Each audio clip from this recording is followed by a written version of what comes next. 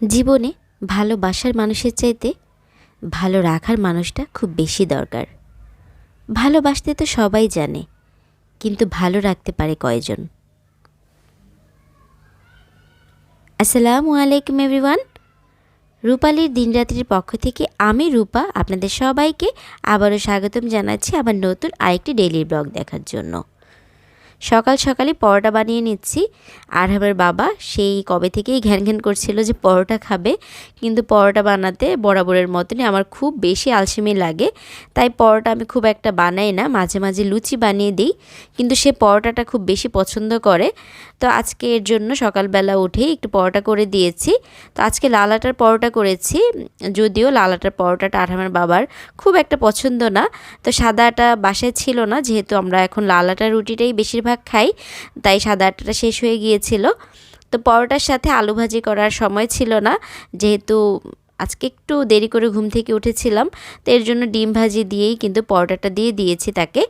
তার এই যে দেখুন, ভিডিওর বাইরে আমাদের কত কিছু হয়। চা ঢালতে গিয়েছি, চাটা পড়ে গিয়ে একদম পুরো একাকার অবস্থা। তো এগুলো কিন্তু কোনো কিছুই কখনো আমরা ভিডিওতে শেয়ার করি না। আমরা কিন্তু সবসময় সুন্দর আর ভালো জিনিসটাই ভিডিওতে দেখানোর চেষ্টা করি, কিন্তু ভিডিওর পিছনে এরকম অনেক ঘটনা ঘটে যায় যা আপনাদের কখনোই দেখানো হয় না। তো আর আমার বাবাকে নাস্তাটা দিয়ে এখন হচ্ছে আমি বাকি পরোটাগুলো বানিয়ে নিচ্ছি। তো এখানে আমার জন্য আমি পরোটা বানাবো। তো আরহাম হচ্ছে পরোটা খায় না, পরোটাটা খুব একটা পছন্দ করে না। তো আরহামের জন্য আমি আলাদা করে রুটি করে রাখি সিদ্ধ আটার, ওইটা একটু সফট সফট হয়, তাহলে ওইটা খেতে পারে। শীত চলে এসেছে আর চারিদিকে তো বিয়ের ধুম পড়ে গিয়েছে। তো আজকেও আমরা হচ্ছে একটা বিয়ের দাওয়াতে যাব। শীতের শুরুতেই আমাদের কিন্তু একটা বিয়ের দাওয়াত চলে এসেছে। আসলে শীত আসলে দেখা যায় কম বেশি সবারই বিয়ে শাদির ধুম পড়ে যায়। আমার গত ভিডিওতে কিন্তু অনেক আপুরাই আমার দইয়ের হাঁড়িগুলো অনেক বেশি পছন্দ করেছেন, আর অনেক আপুরা আমার কাছে মিষ্টি দইয়ের রেসিপিটা চেয়েছেন। তো যেহেতু এখন ঠান্ডা পড়ে গিয়েছে, দইটা একটু কম বানানো হচ্ছে, কিন্তু আমি চেষ্টা করব আমি যখনই দইটা বানাই আপনাদের সাথে রেসিপিটা শেয়ার করার জন্য, কিভাবে আপনারা খুব সহজেই পারফেক্ট মিষ্টি দই তৈরি করবেন। গোলাম কিবরিয়া আইডি থেকে জানতে চেয়েছিলেন আমি যে গত ভিডিওতে কিচেনের ক্যাবিনেটটা দেখিয়েছি সেটা কি কাঠের তৈরি কিনা। আমার এই ক্যাবিনেটটা কিন্তু কাঠের তৈরি না, এটা হচ্ছে বোর্ডের তৈরি, আর এটা আমি রেডিমেডই কিনেছি। এটা কিন্তু যেখানে বোর্ডের ফার্নিচার বিক্রি করে সেখানে গেলেই কিন্তু আপনারা পেয়ে যাবেন, কারণ আমি যেহেতু আমার এটা বেশ কয়েক বছর আগের, এখনও কিন্তু আমি দেখেছি অনেক জায়গায় কিন্তু এই ক্যাবিনেটগুলো পাওয়া যায়। তো পরোটা আমি আমার জন্য একটা ভেজে নিয়েছি, আরও 2-3টা পরোটা এক্সট্রা হয়েছিল, সেগুলো হালকা করে একটু ছেঁকে রেখে দিব, পরবর্তীতে খাওয়া যাবে। তো আজকে যেহেতু বিয়ের দাওয়াত আছে, এর জন্য কিন্তু বেশি একটা রান্নাবান্নার ঝামেলা নেই। দাওয়াত যদিও রাতের বেলা, তো দুপুরে তো হালকা পাতলা খেতেই হবে, তাই দুপুরের জন্য হালকা পাতলা একটু রান্নাবান্না করব। এর জন্যই কিন্তু আজকে সকালে ঘুম থেকেও একটু দেরি করে উঠেছি, যেহেতু রান্নাবান্নার বেশি একটা টেনশন নেই। আমি আজকে এখানে পালং শাক টমেটো দিয়ে হচ্ছে ডিমের অমলেটটা করছি আরহাম আর আমার জন্য। তো আরহামকে দেখা যায় আমি মাঝে মাঝে এভাবে ডিমের অমলেটটা করে দিই, এতে করে দেখা যায় ওর মানে সবজিটাও খাওয়া হয় আর ডিমটাও খাওয়া হয়। তো এভাবে করে দিলে দেখবেন যে বাচ্চারা কিন্তু পছন্দ করে। তা আমি সাথে একটু দেখা যায় গোলমরিচের গুঁড়া বা একটু জিরার গুঁড়া দিই, তাহলে সুন্দর একটা ফ্লেভার অ্যাড হয়, খেতে ভালো লাগে। চাইলে আপনাদের বাচ্চারা যদি চিজ পছন্দ করে সাথে একটু চিজও অ্যাড করতে পারেন। তো এখানে হচ্ছে আমার নাস্তাটা করে নিচ্ছে। আমি না কখনোই গরম গরম পরোটাটা খেতেই পারি না, যখন থেকে মানে মা হয়েছি। দেখা যায় গরম পরোটা খাওয়ার ইচ্ছে থাকলেও খাওয়া হয় না, এই কাজ ওই কাজ করতে করতে তখন পরোটাটা ঠান্ডা হয়ে যায়। গরম পরোটা বা মচমচে পরোটা খাওয়ার আর সৌভাগ্য হয় না। তো আজকেও কিন্তু পরোটা বানাতে বানাতে আমি আরও কতগুলো কাজ করে এসেছি। এদিকে কিন্তু আমার পরোটা একদম ঠান্ডা হয়ে গিয়েছে। তো আমি এখান থেকে চাটাও রেডি করে নিয়েছি, গরম গরম চা আর পরোটা ডিম দিয়ে নাস্তাটা সেরে নিয়েছি। আর দুপুরের জন্য জাস্ট একটু ভর্তা ভাত করব, যেহেতু বেশি ঝামেলা করছি না। তো এর জন্য আগের দিন বেগুন ভেজেছিলাম, সেই বেগুন ভাজাটা ছিল, তো ভাবলাম সেটা দিয়ে একটু ভর্তা করে ফেলি, সাথে একটু ডাল ভর্তা আর ডিম আর টমেটো দিয়ে একটা ভর্তা করব। তো ব্যাস হয়ে যাবে দুপুরের খাবার। আর ডাল রান্না করা ছিল, তো সেটা দিয়ে দেখা গিয়েছে আরহামের খাবারটা হয়ে যাবে।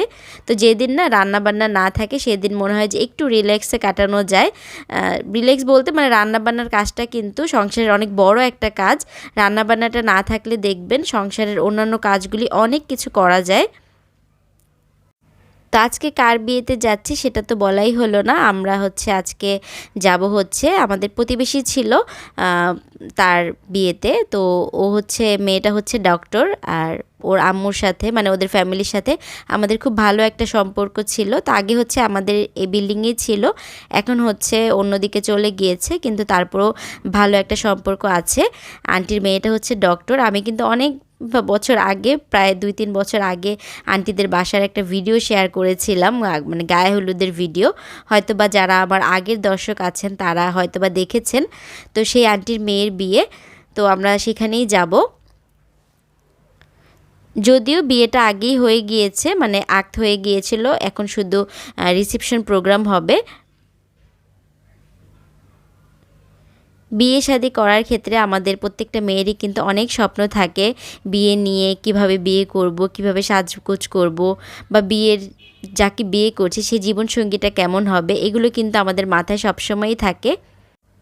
আমার কাছে মনে হয় জীবনসঙ্গী এমন হওয়া উচিত যে শুধু সুখে হাসির কারণ হবে না, যে আপনার কষ্টের সময়ও আপনার পাশে থাকবে। জীবনসঙ্গী মানে শুধু হাত ধরা সঙ্গী নয়, সে হলো সারা জীবনের ভরসা। একটা ভালোবাসা তখনই পূর্ণতা পায় যখন দুজন দুজনের দুর্বলতাকেও আপন করে নেয়।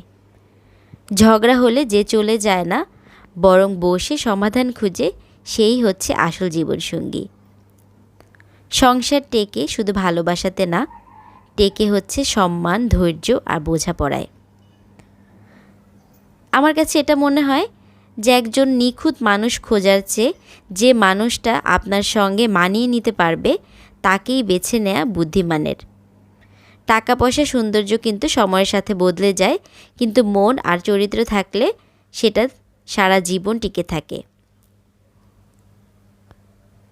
আমি কিন্তু কথা বলতে বলতে রেডি হয়ে নিচ্ছি। আমি কিন্তু বেশ অনেক দিন পরে শাড়ি পরেছি।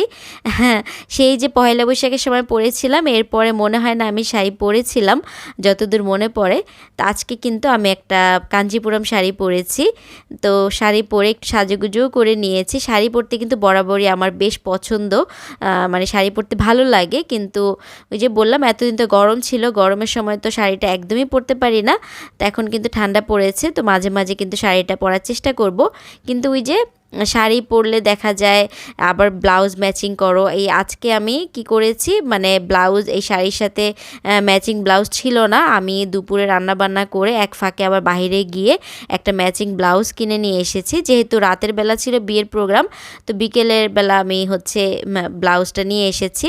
তারপর এসে রেডি হয়ে নিয়েছি। আর এই যে বিয়ের প্রোগ্রামে কিন্তু চলে এসেছি। যেহেতু এই ভিডিওটা কয়েকদিন আগের, তখনও খুব একটা ঠান্ডা পড়েনি, এর জন্য আরহামকে হাফ প্যান্ট আর হাফ শার্ট পরে নিয়ে আসতে পেরেছিলাম। মানে হালকা হালকা ঠান্ডা পড়েছিল, খুব বেশি ঠান্ডা পড়েনি তখনও। তো আরহাম তো এখানে এসে এত খুশি হয়েছে, মানে বেশ বড় খোলামেলা জায়গা, ভেন্যুটাও খুব সুন্দরভাবে সাজানো হয়েছিল। তো আরহামের সাথে আমি একটু ছবি তুলতে চাচ্ছিলাম, তো সে তো দৌড়াদৌড়ি করতে ব্যস্ত। তো আরহামের বাবা আমার একটু ছবি ভিডিও করে দিচ্ছিল। আরহামের বাবাকে আমি ভিডিও করতে দেই না, সে দেখা যায় কি ভিডিও করতে দিলে ভিডিওর মানে কাঁপাকাঁপি অবস্থা শুরু হয়ে যায়। আমি বলি যে তুমি ভিডিও করলে আমার ভিডিওতে ভূমিকম্প শুরু হয়ে যায়, এরকম অবস্থা। তো আজকে কিন্তু সে আমাদের খুব সুন্দর সুন্দর ছবি তুলে দিয়েছে, মানে আজকেই তার নতুন মোবাইলটা সে হাতে পেয়েছে। তা আমি তো বললাম যে ভালোই হয়েছে, নতুন মোবাইল দিয়ে আজকে আমাদের সুন্দর সুন্দর ছবি তুলতে পারবে। তা আজকে আসলেই খুব সুন্দর সুন্দর ছবি আরহামের বাবা আমাদেরকে তুলে দিয়েছে। তো এই যে বউ কিন্তু চলে এসেছে। তো যেহেতু ছেলে মেয়ের আগেই বিয়ে হয়ে গিয়েছে, সবাই পূর্ব পরিচিত, তাই কিন্তু মেয়ে সবার সাথে এসে কথা বলছিল। আর এখানে ছেলেও চলে এসেছে, ছেলেকে এখন হচ্ছে গেট ধরার পালা, সবাই মিলে গেট ধরেছে। আমাদের যে কোণে কিন্তু ডক্টর, আর ছেলে হচ্ছে র্যাবের ভালো একটা পজিশনে আছে, র্যাবে জব করে। তো এই তো এখানে হচ্ছে গেট ধরার পর্ব চলছে, আর মেয়ের এখানে হচ্ছে ফটো সেশন চলছে, প্লাস হচ্ছে রিলেটিভদের সাথে ভিডিও কলে কথা বলছে। ও মাত্রই এসেছে পার্লার থেকে। তা আমি হচ্ছে এখানে বাদামের শরবত আর কফি ছিল, তা আমি হচ্ছে একটু বাদামের শরবতটা নিলাম খাওয়ার জন্য। তা আরহাম দেখে তো সে খেতে চাচ্ছে, সে ভেবেছে এটা দুধ খাচ্ছি, তো আরহামকেও একটু দিলাম, তো সেও একটু ট্রাই করলো, ট্রাই করে মজা পেলো, তো একটুখানি খেয়ে নিল। আসলে বাচ্চাদেরকে নিয়ে না কোথাও গেলে খাওয়া দাওয়াটা একটু প্রবলেম হয়ে যায়, যেহেতু সব বাচ্চারা কিন্তু ঝাল বা মশলার খাবার খেতে পারে না, আর এই ধরনের বিয়ে শাদিতে গেলে কিন্তু ঝাল মশলার খাবারগুলোই বেশি থাকে। তো এর জন্য দেখা যায় বাসা থেকে ওদেরকে যদি একটু খাইয়ে নিয়ে যাওয়া যায় তাহলেই ভালো হয়। তা আমি বাসা থেকে ওকে হালকা পাতলা খাইয়ে নিয়ে এসেছিলাম, যাতে ও বেশি একটা জ্বালাতন না করে। কিন্তু ও তো মানুষ দেখলে না অনেক বেশি খুশি হয়, তো এত মানুষ দেখে আর এত সুন্দর চারপাশ সাজানো গোছানো দেখে, লাইটিং দেখেই তো ও একদম পাগল হয়ে গিয়েছে, শুধু মানে লাইটিং দেখছে ঘুরে ঘুরে। ভিডিওর এ পর্যন্ত যারা সাথে আছেন প্লিজ একটা লাইক দিয়ে ভিডিওটি কন্টিনিউ করবেন। একটা লাইক দিলে আপনাদের হয়তোবা কোনো ক্ষতি বা উপকার হবে না, কিন্তু আপনাদের একটা লাইক আমার এই ভিডিওটি আরও অনেকের কাছে পৌঁছে দিতে সাহায্য করবে।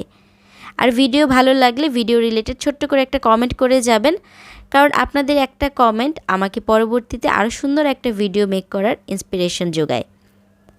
আর যারা এখন পর্যন্ত আমার চ্যানেলটিকে সাবস্ক্রাইব করেননি, সাবস্ক্রাইব করে পাশে থাকা বেল আইকনটি ক্লিক করে দিবেন, যাতে আমি ভিডিও দেওয়া মাত্রই আপনাদের কাছে নোটিফিকেশন পৌঁছে যায়। এই যে বিয়েবাড়ির মেন উদ্দেশ্য, যে কারণে আমরা এসেছি, বিয়েবাড়ির খানাদানা শুরু হয়ে গিয়েছে।